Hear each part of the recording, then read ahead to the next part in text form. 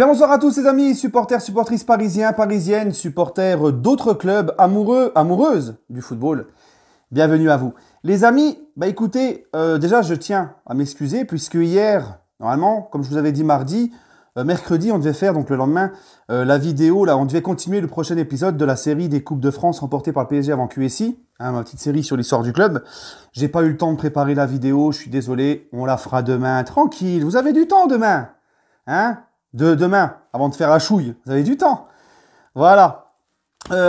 Les amis, là, je voudrais parler de Mercato, parce que, bon, Kylian a refait une interview, on va pas faire à chaque fois qu'il fait une interview, on va pas décortiquer. Mais on m'a demandé, est-ce que tu penses encore qu'il peut prolonger? Est-ce que tu penses qu'il doit s'exprimer avant de jouer contre le Real? Est-ce que tu penses que ça peut nuire à ses performances? Est-ce que tu y crois encore? Je vais vous répondre. Ensuite, je voudrais parler du cas Dembélé, puisqu'on apprend depuis hier avec insistance par plusieurs médias sérieux, Fabrizio Romano, etc., d'autres médias, que Dembélé, déjà, ne signera pas à Barcelone. Il est libre donc en juin 2022. Et le nom du PSG est cité parmi les clubs intéressés par Dembouz. Voilà. Donc moi, je voudrais aussi donner mon avis là-dessus. Pour Mbappé, les amis, je pense sincèrement, moi, je ne change pas mon fusil d'épaule. Si je devrais parier, même si je suis quelqu'un qui parie pas, mais si je devrais parier, mettre une pièce, moi, je dirais qu'il va partir au Real.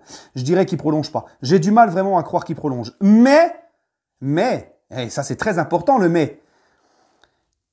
Tant que rien n'est officiel, tant que rien n'est fait, pour moi, tout est encore possible. Pour moi, franchement, la prolongation de Kylian, c'est encore possible. Moi, je te dis pas que c'est mort à 100%. Mais je suis pessimiste. Voilà. Après, est-ce que Kylian doit se prononcer avant la rencontre face au Real? Ça dépend. Pour moi, oui ou non. Oui, s'il veut prolonger au PSG, pour moi, il n'y a pas de mal à ce qu'il le dise avant d'affronter le Real.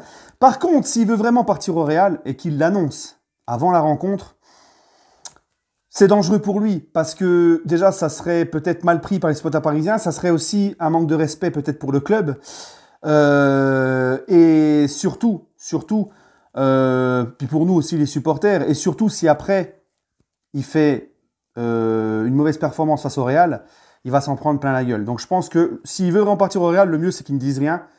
Est-ce que ça va perturber Est-ce que tout ça va le perturber? Non. Parce que je pense sincèrement que même s'il veut vraiment partir au Real, Kylian est un compétiteur, c'est un mec qui veut avoir la lumière pour lui, c'est un mec qui veut stater, c'est un mec qui veut être sous les feux du projecteur, comme on dit. Ça ne l'empêchera pas s'il doit éliminer le Real avec le PSG, s'il doit marquer, il marquera. Hein, je pense vraiment pas, c'est un gamin de 23 ans, certes, il a 23 ans, Kylian, hein, j'ai quand même 10 ans plus que lui, donc j'ai le droit de dire que c'est un gamin, hein, c'est un gamin pour moi. Hein? C'est là que je me dis que, putain, je deviens vraiment un vieux, quoi. Et en fait, Kylian, les amis, depuis l'âge de 17 ans, il est habitué à toute la pression. Hein, avec tout ce qui, médiatiquement, tout ce qui est autour de lui depuis qu'il est tout jeune. Donc, lui, il n'a pas de pression. Et vu que c'est un mec qui est quand même un sacré compétiteur et qui veut quand même que la lumière soit autour de lui, s'il doit éliminer le Real, il le fera. Hein. Vous inquiétez pas, même s'il veut partir au Real Madrid. Hein, ça, j'en doute pas. Et est-ce que s'il part au Real Madrid et qu'il fait un gros match contre le Real, les supporters du Real vont lui en vouloir, et etc. Non. Hein, regardez-nous face au Barça, par exemple, lorsqu'on a pris la remontada, 3 mois plus tard, on fait venir Neymar et on était tous en slip. On était tous heureux de voir Neymar au PSG. Pourtant, la remontada, c'est quand même lui le joueur qui nous a fait le plus de mal. Donc non, au contraire, les supporters du Real vont se dire, attends, on fait venir Mbappé, les supporters du Real, ils attendent que ça. Et c'est pas parce que, même si Mbappé élimine le Real à lui seul, on va dire, entre guillemets, ça changera rien. Hein, et au contraire, encore plus, si on se dit, attends, on fait venir le mec qui nous a fait la misère et tout, au contraire, tu vois. Bref, voilà pour Kylian. Pour résumer, moi, les amis, je vous dis franchement, ce n'est pas, donc encore une fois, impossible qu'il prolonge. Moi, je vois des gens qui me disent, c'est impossible, c'est mort et tout. Moi, je dis que tant que rien n'est fait, rien n'est impossible. Maintenant, les gars, s'il doit vraiment partir, parce que là, je ne sais pas en fait ce qui se passe en coulisses, moi. Donc, je ne sais pas si le club, pour Kylian, est au courant que c'est terminé. Est-ce que, apparemment, ils essaient de le faire prolonger? Ce que je demande juste aux dirigeants parisiens, c'est de faire bien les choses. Ne pas se concentrer uniquement sur tenter de prolonger Kylian, mais de ne pas préparer derrière l'avenir. Hein? Parce que si c'est pour se concentrer que sur Kylian, mais ne pas faire et anticiper derrière, c'est-à-dire ne pas aller chercher un Haaland ou je ne sais quoi, et qu'on se retrouve avec un second couteau ou un mec... un panic bug ou je sais pas quoi là, c'est pas la peine. Il faut que les dirigeants maintenant commence déjà à préparer, à anticiper et préparer un éventuel départ. Parce que Mbappé, il faut le remplacer, les gars. Et comme je vous l'ai dit, moi, le mieux pour remplacer Mbappé, au niveau statistique, performance, âge, état d'esprit, tout ça, Haaland. Haaland, hein, c'est l'autre monstre de sa génération. Voilà. Après Haaland, ça risque aussi d'être compliqué, mais on ne sait pas, on ne sait rien. Bref, Dembouz. Ah, Ousmane Dembélé. Bah moi, je vais vous dire clairement les choses. Je respecte l'avis de ceux qui veulent voir Dembélé. Moi, je vous l'ai toujours dit, je respecte l'avis des gens, mais moi, je n'en veux pas au Paris Saint-Germain. Pourquoi? Alors, c'est un joueur français, ça serait bien. Moi, j'aime bien quand il y a... On est la capitale quand même française. J'ai toujours milité pour qu'on ait un peu plus de joueurs internationaux français dans notre effectif. Mais Dembélé, les gars. Non, Dembélé, c'est pas possible. Je ne doute pas des qualités de Dembélé. Dembélé, c'est un mec, quand il est à 100% concerné, quand il est à 100% concerné, quand il est à 100% physiquement, je ne doute pas de ses qualités. Ça peut être un joueur extraordinaire, très fort, qui peut faire des grandes choses. Maintenant, les gars, le problème, c'est que Dembélé, irrégularité, très souvent blessé, pas du tout un état d'esprit d'un mec qui a envie de se faire mal, d'un mec qui est sérieux, beaucoup de retard à l'entraînement.